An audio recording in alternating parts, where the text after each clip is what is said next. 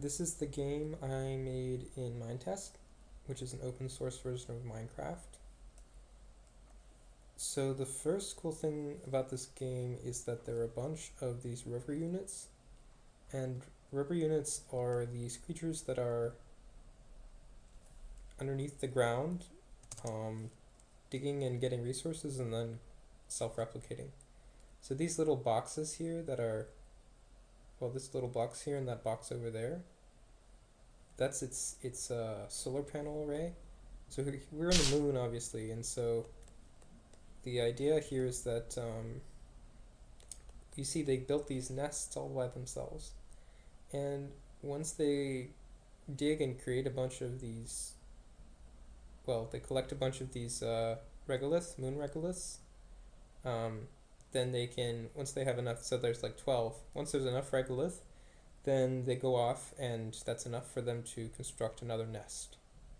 So you can see that the fabrication hub is, they're going to start collecting some resources, and so that's how their self-replication works at the moment.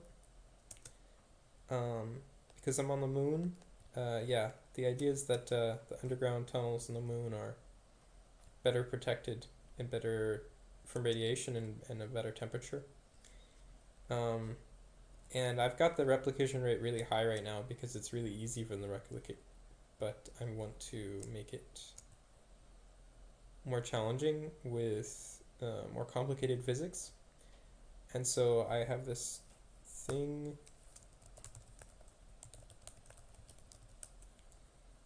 So I just created these 3 blocks.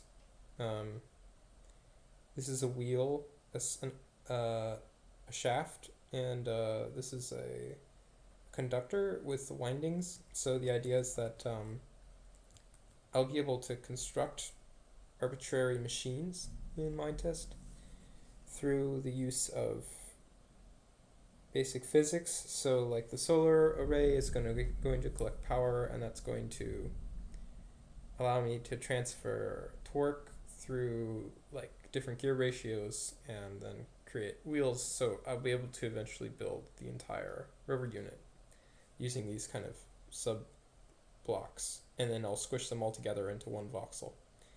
But the way that's going to work is there's going to be a 3D printer that's building these machines, and then a 3D printer that builds a 3D printer. And yeah, you can see these are really expanding exponentially, these rover units underneath me. I also want to make it so that they have to require the appropriate materials. So like we have ice blocks and metal blocks. So this is a metal piece, but then there's also ice pieces. Well, yeah, there are also ice pieces. And I want to make it so that there's ice in the very bottom of the craters. Yeah, so just to get a sense of the scale here, this is my moon landscape. I think it looks pretty good. It looks a lot like the moon. There are craters and this kind of low surface variation on the surface to kind of create this, it's not just completely flat effect. And then there's like, yeah, a bunch of different incorrect craters which occasionally are very deep.